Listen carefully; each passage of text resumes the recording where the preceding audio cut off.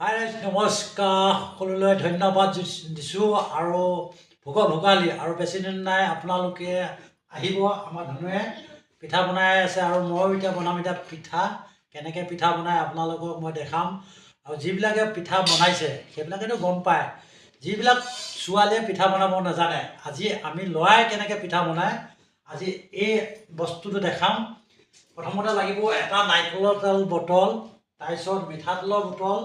তাৰপিছত এটা গিলাচ লাগিব তাৰপিছত এখন চুৰি কটাই লাগিব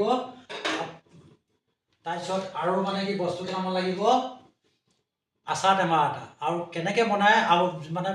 ভোগা যেতিয়া মানে আলহী আহিব আপোনালোকে তিল পিঠা বনায় তিল দি পেলাই বনায় আৰু চেনি দি বনায় নাৰিকল দি বনায় আৰু কি দি বনাই পাইছে আজি মই কেনেকৈ বনাওঁ আপোনালোকে প্ৰথমৰ পৰা শেষলৈ ভিডিঅ'টো চাব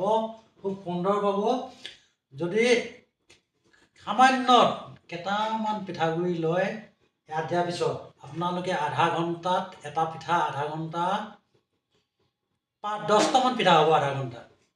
ইয়াত যেনেকৈ ধৰক মিনিটত পিঠা হয় কিন্তু ইয়াত বহুত সময় লাগে পিঠাটো মই কেনেকৈ বনাই দি আছোঁ আপোনালোকে চাব আৰু সুন্দৰ লাগিব আপোনালোকৰ কোনো কাৰণত দৈ নাযায় আপোনালোকে গেছত বুকত মানে জুইত ধৰি আছোঁ জুই ধৰি আমি তিল পিঠা কৰি আছোঁ পৰম্পৰা কিন্তু আমাৰ ইমান দৰকাৰ নাই এতিয়া মই বনাম আপোনালোকে চাই থাকিব ধন্যবাদ